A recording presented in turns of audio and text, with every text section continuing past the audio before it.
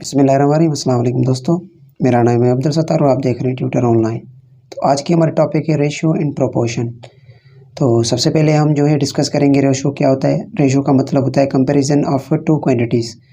तो क्वांटिटीज़ हमको मिलती हैं, उनको हम कंपेयर करते हैं या उनको जो है उनका तनासुब मालूम करते हैं, उनको एक दूसरे के साथ जो है रिलेशन बताते हैं कि इनका रिलेशन एक दूसरे के साथ क्या है। तो सबसे पहले हम रेशियो एंड प्रोपोर्शन में पहला जो हमारा क्वेश्चन है find the fourth proportional of 2, 8, 8 and fourth यानी एक्स। जो ये क्वेश्चन मार्क इसका मतलब है कि ये हमें फोर्थ जो प्रोपोर्शन है वो फाइंड करना है। तो सबसे पहले इसको लिखने का इजी वे क्या होता है कि हम इसको लिखेंगे 2 रेशो 8 और बीच में लगाएंगे प्रोपोर्शन की साइन। प्रोपोर्शन की साइन जो होती है ये 4 डॉट्स होती है और इसके बाद हमारा नंबर 3 जो है वो है हमारा 8 और फिर हमें मालूम करना है फोर्थ प्रोपोर्शन। फोर्थ प्रोपोर्शनल जो है वो हमारा एक्स लिखें, वाई लिखें, जेड लिखें, जो भी लिखें, यहाँ पर आप वेरिएबल लिख सकते हैं।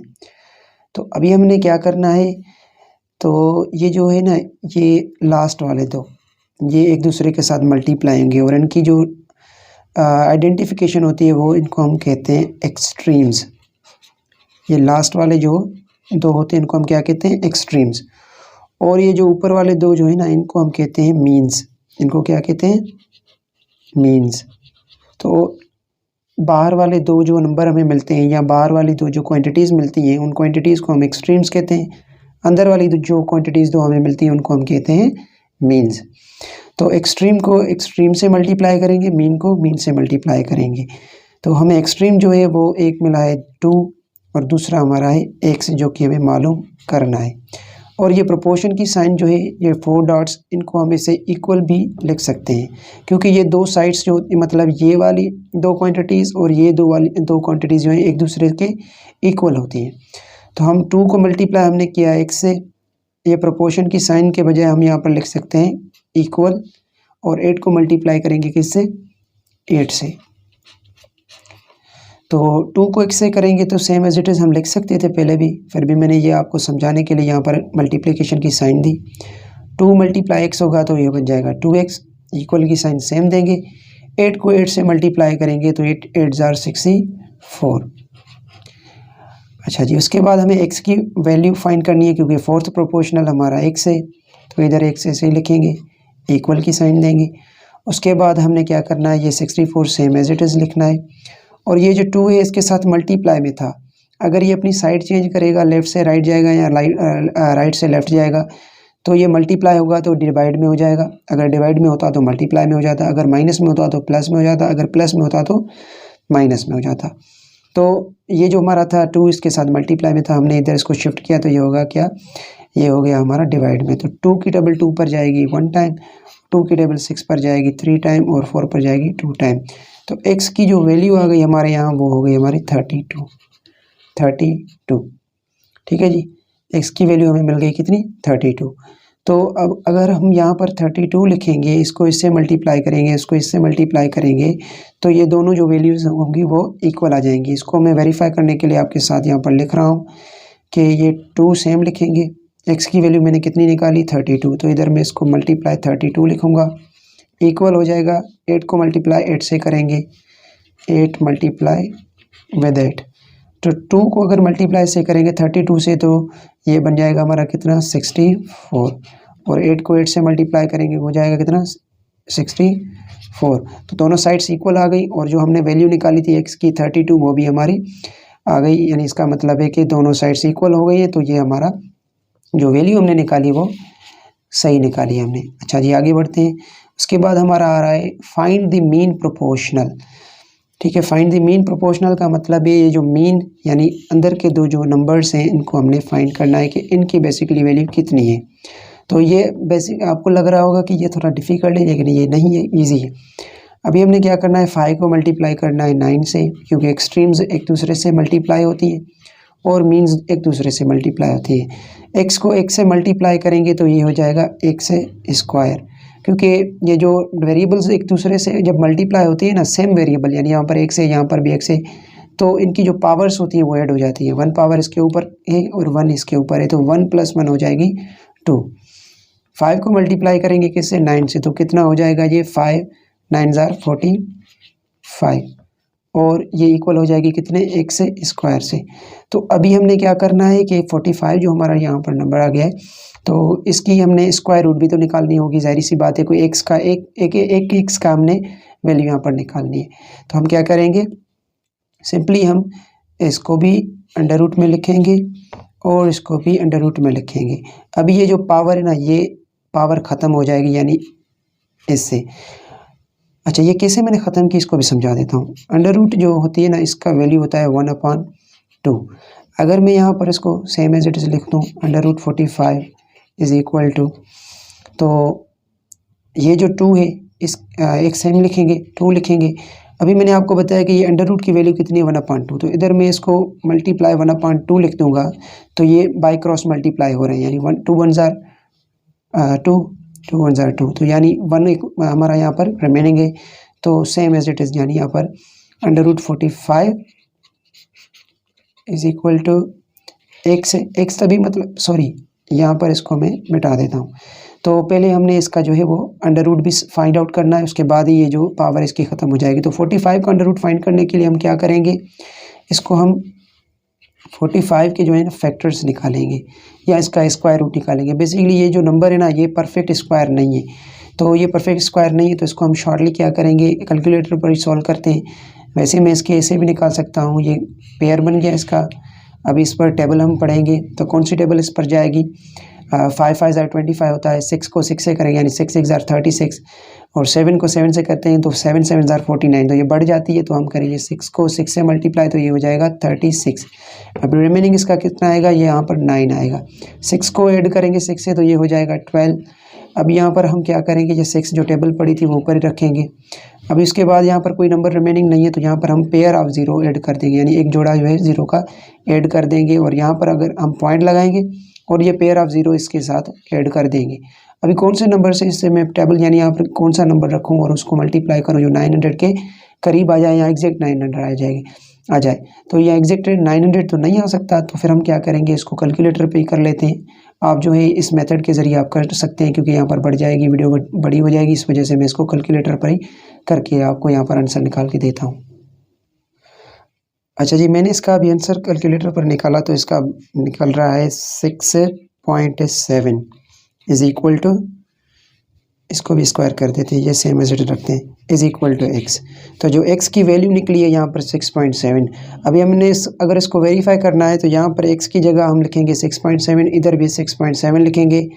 एक्सट्रीम को एक्सट्रीम से मल्टीप्लाई, मीन को मीन से मल्टीप्लाई, तो हमें same as it is answer आ जाएगा जो कि 45 है। तो जो है ये दोनों अगर मल्टीप्लाई करेंगे तो भी 45 आ रहा है, और ये अगर 6.7 इधर भी लिखेंगे, इधर भी 6.7 रखेंगे, तो भी हमें 45 मिलेगा, यानी दोनों जो साइड्स होंगी वो इक्वल आ जाएंगी, तो हमारा जो सम है वो सॉल्व हो जाएगा।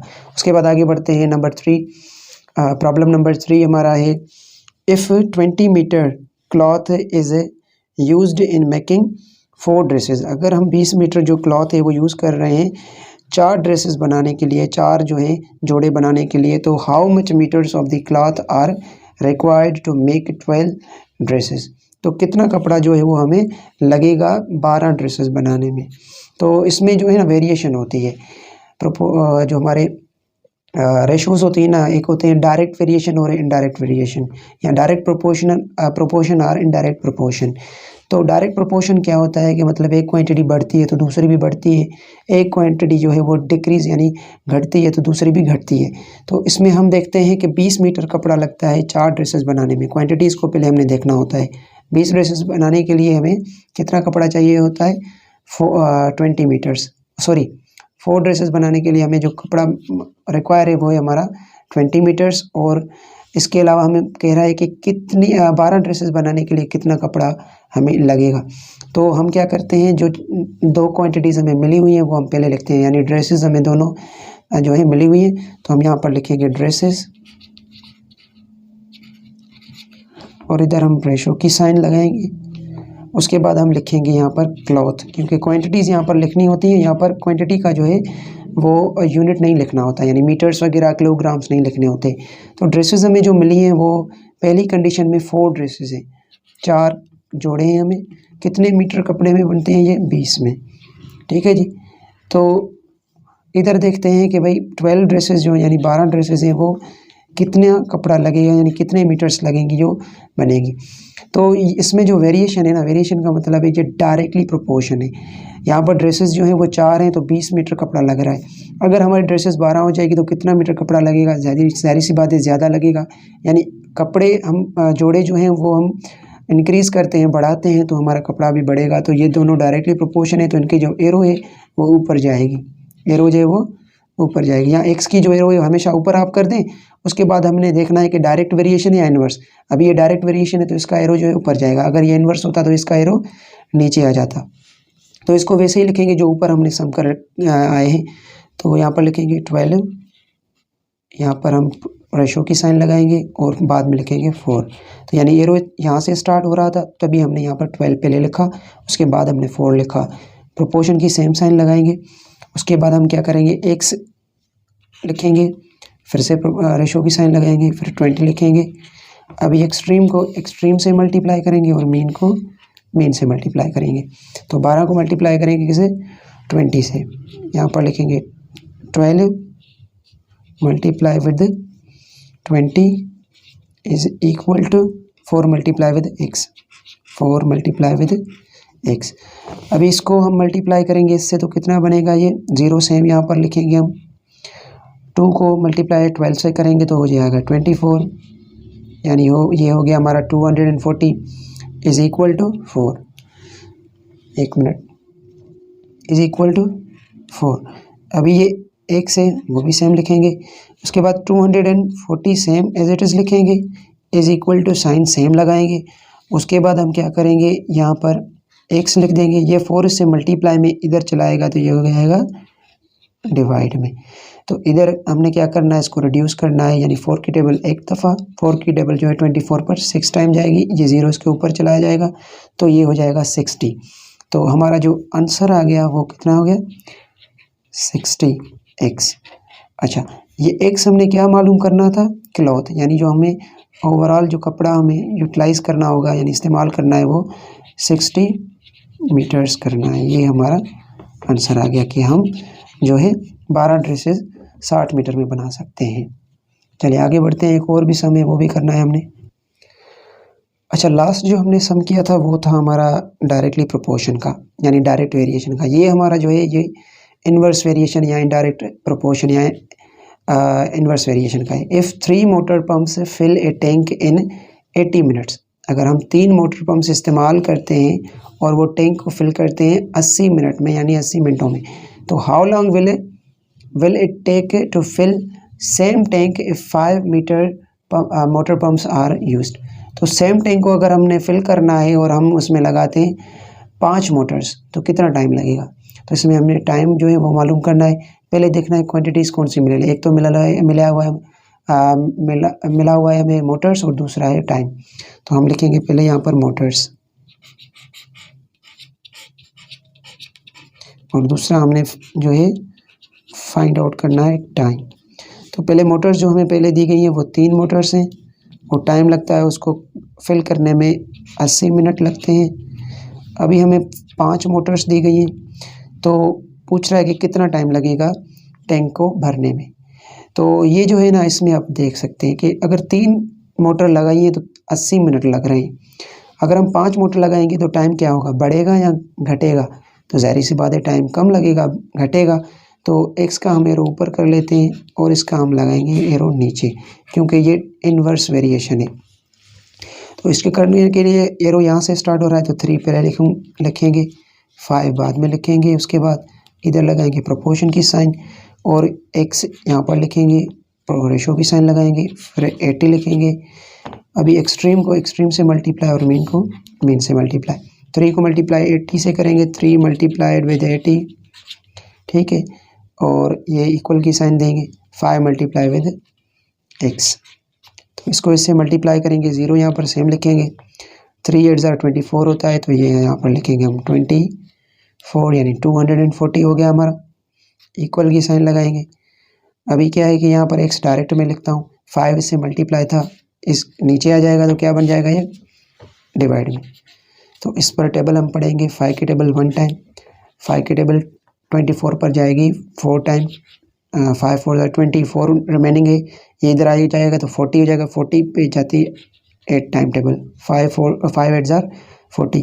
तो हमारा जो आंसर आ गया वो हमारा कितना आया 48x, और x क्या था टाइम था, तो हमें जो ओवरऑल टाइम लगेगा 48 मिनट्स लगेंगे।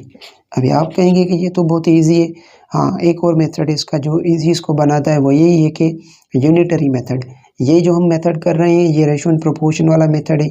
इसके अलावा जो है हमारा यूनिटरी मेथड होता है वो भी इजी होता है, लेकिन ये इस वजह से मैं आपको समझा रहा हूँ कि आगे जो सम आएंगे वो कंपाउंड प्रोपोर्शन में भी आएंगे, जिसमें दो क्वांटिटीज़ नहीं मिली होंगी, उसमें 3 और 4 क्वांटिटीज़ भी हो सकती हैं, तो वो आपको हो सकता है परेशान करेंगी। तो यही टेक्निक यूज़ करके आप जो है कंपाउंड प्रोपोर्शन के सम भी कर सकते हैं। तो आज के लिए इतना ही, मिलते हैं इंशाल्लाह नेक्स्ट वीडियो में, तब तक के लिए दें इजाज़त, अल्लाह हाफ़िज़।